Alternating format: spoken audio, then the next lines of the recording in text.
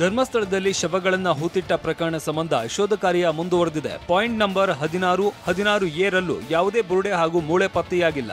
ಸುಮಾರು 15 ಅಡಿ ದೂರದಲ್ಲಿ ಹಾರೆ ಪಿಕಾಸಿ ಬಳಸಿ ಶೋಧ ನಡೆಸಲಾಗಿತ್ತು. ನಿನ್ನೆ ಶೋಧ ಅಂತ್ಯವಾದ ಹಿನ್ನೆಲೆಯಲ್ಲಿ ಅಧಿಕಾರಿಗಳು ಫೋಟೋ ದಾಖಲೆ ನಡೆಸಿದ್ದಾರೆ. ಬಳಿಕ ಅಗೆದ ಗುಂಡಿಗೆ ಮಿನಿ ಹಿಟಾಚಿ ಮೂಲಕ ಮಣ್ಣು ತುಂಬಿಸಿದ್ದಾರೆ. ಇವತ್ತು ಸರ್ಕಾರಿ ರಜೆ ಇರೋದ್ರಿಂದ ಶೋಧ ಕಾರ್ಯ ನಡೆಯಲ್ಲ. ಹಾಸ್ಪಿಟಾಲಿಟಿ ಕ್ಷೇತ್ರದಲ್ಲಿ ಜಾಗತಿಕ ವೃತ್ತಿಯ ಕನಸು ಇದೆಯಾ? ಜಾಗತಿಕ ಅಧ್ಯಯನ ಉದ್ಯೋಗ ಅವಕಾಶಗಳೊಂದಿಗೆ ಭಾರತದ ನಂಬರ್ 1 IIHMನಲ್ಲಿ ಓದಿ ಪ್ರವೇಶ ಆರಂಭವಾಗಿದೆ. ಈಗಲೇ ಸೇರಿ. ವರದಕ್ಷಿಣೆ ಕಿರುಕುಳಕ್ಕೆ ಬೇಸತ್ತು ಮಹಿಳೆ ಆತ್ಮಹತ್ಯೆ ಮಾಡಿಕೊಂಡ ಆರೋಪ ಕೇಳಿ ಬಂದಿದೆ. ತುಮಕೂರಿನ ಗೋಕುಲ ಬಡಾವಣೆಯ ಮನೆಯಲ್ಲಿ ಪವಿತ್ರ ಎಂಬಾಕೆಯ ಶವ ನೇಣು ಬಿಗಿದ ಸ್ಥಿತಿಯಲ್ಲಿ ಪತ್ತೆಯಾಗಿದೆ. ಪವಿತ್ರಾಗೆ 4 ವರ್ಷಗಳಿಂದ ಪತಿ ತಾಯಿ ಜೊತೆ ಸೇರಿಕೊಂಡು ಕಿರುಕುಳ ನೀಡ್ತಾ ಇದ್ದ ಆರೋಪ ಇದೆ.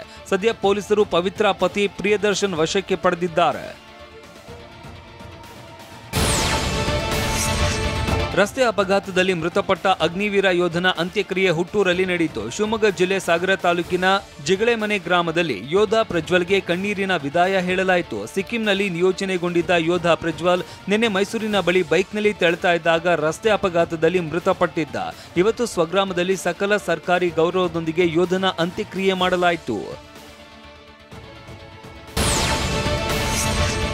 ಬೆಂಗಳೂರು ನಗರ ಜಿಲ್ಲೆಯ ಆನೇಕಲ್ ತಾಲೂಕಿನ ಚಂದಾಪುರ ವೃತ್ತದಲ್ಲಿ ಟ್ರಾಫಿಕ್ ಜಾಮ್ನಲ್ಲಿ ಆಂಬ್ಯುಲೆನ್ಸ್ ಸಿಲುಕಿ ರೋಗಿ ಪರದಾಡಿದ್ದಾರೆ. ಕಿಲೋಮೀಟರ್ ವರೆಗೂ ಟ್ರಾಫಿಕ್ ಜಾಮ್ ಆಗಿದ್ದರೂ ಸ್ಥಳದಲ್ಲಿ ಪೊಲೀಸರು ಇರಲಿಲ್ಲ ಎನ್ನಲಾಗಿದೆ. ಹೀಗಾಗಿ ಇತರೆ ವಾಹನಗಳ ಸವಾರರೇ ಬ್ಯಾರಿಕೇಡ್ ಮುರಿದು ಆಂಬ್ಯುಲೆನ್ಸ್ಗೆ ದಾರಿ ಮಾಡಿಕೊಟ್ಟಿದ್ದಾರೆ.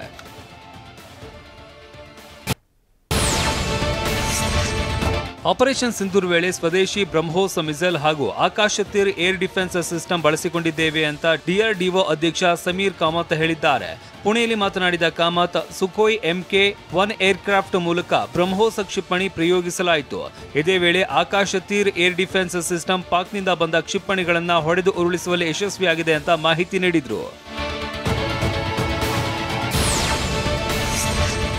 ದೆಹಲಿಯಲ್ಲಿ ಭಾರೀ ಮಳೆಯಿಂದ ರಸ್ತೆಗಳೆಲ್ಲ ಜಲಾವೃತವಾಗಿವೆ. ಹೀಗಾಗಿ ಕೆಲವೆಡೆ ನೀರು ಸರಾಗವಾಗಿ ಹರಿದು ಹೋಗಲಿ ಅಂತ ಮ್ಯಾನ್ ಹೋಲ್ಗಳನ್ನು ಓಪನ್ ಮಾಡಿಬಿಡಲಾಗಿದೆ. ಆದರೆ ಪಾಲಿಕೆಯವರ ಈ ನಿರ್ಲಕ್ಷ್ಯಕ್ಕೆ 2.5 ವರ್ಷದ ಬಾಲಕ ಬಲಿಯಾಗಿದ್ದಾನೆ. ದೆಹಲಿಯ ಕೇರಾ ಕುರ್ದ್ ಪ್ರದೇಶದಲ್ಲಿ ಆಟವಾಡ್ತಾ ಇದ್ದ ಬಾಲಕ ತೆರೆದ ಮ್ಯಾನ್ ಹೋಲ್ಗೆ ಬಿದ್ದು ಸಾವನ್ನಪ್ಪಿದ್ದಾನೆ. ಪಾಲಿಕೆ ಎಡವಟ್ಟಿಗೆ ಸ್ಥಳೀಯರು ತೀವ್ರ ಆಕ್ರೋಶ ಹೊರಹಾಕಿದ್ದಾರೆ. ಪಾಕಿಸ್ತಾನದ ಗಡಿಗೆ ಹೊಂದಿಕೊಂಡಿರುವ ಪಂಜಾಬ್ನಲ್ಲಿ ಹಲವು ವರ್ಷಗಳಿಂದ ಡ್ರಗ್ಸ್ ಹಾವಳಿ ಹೆಚ್ಚಾಗಿದೆ. ಡ್ರೋನ್ ಮೂಲಕವೇ ಡ್ರಗ್ಸ್ ತಂದು ಹಾಕಲಾಗ್ತಾ ಇದ್ದು ಗಡಿ ಭಾಗದ ಜನರನ್ನ ನಶೆಯಲ್ಲಿ ಮುಳುಗುವಂತೆ ಮಾಡ್ತಾ ಇದೆ. ಇದಕ್ಕೆ ಬ್ರೇಕ್ ಹಾಕೋದಕ್ಕೆ ಪಂಜಾಬ್ ಸರ್ಕಾರ ಹೊಸ ಐಡಿಯಾ ಮಾಡಿದೆ. ಡ್ರೋನ್ ಮೂಲಕ ಭಾರತದ ಒಳಗೆ ಡ್ರಗ್ಸ್ ಸ್ಮಗ್ಲರ್ ಮಾಡುವ ಪಾಕ್ನ ಕುತಂತ್ರಕ್ಕೆ ಬ್ರೇಕ್ ಹಾಕೋದಕ್ಕೆ ಗಡಿಯಲ್ಲಿ ಆಂಟಿ ಡ್ರೋನ್ ಸಿಸ್ಟಮ್ ಅಳವಡಿಸೋದಕ್ಕೆ ಮುಂದಾಗಿದೆ. ಗುಜರಾತ್ನ ಅಹಮದಾಬಾದ್ನಲ್ಲಿ ಸಂಭವಿಸಿದ ವಿಮಾನ ದುರಂತದಲ್ಲಿ ಸಾವಿಗೀಡಾದ್ರೂ ಸಹೋದರಿ ಮಾತ್ರ ಇನ್ನೂ ತನ್ನ ಅಣ್ಣನನ್ನ ಮರೆತಿಲ್ಲ. ರಕ್ಷಾ ಬಂಧನದಂದು ತನ್ನ ಸಹೋದರನ ಫೋಟೋ ಇಟ್ಟು ಅದಕ್ಕೆ ರಾಖಿ ಕಟ್ಟಿದ್ದಾಳೆ.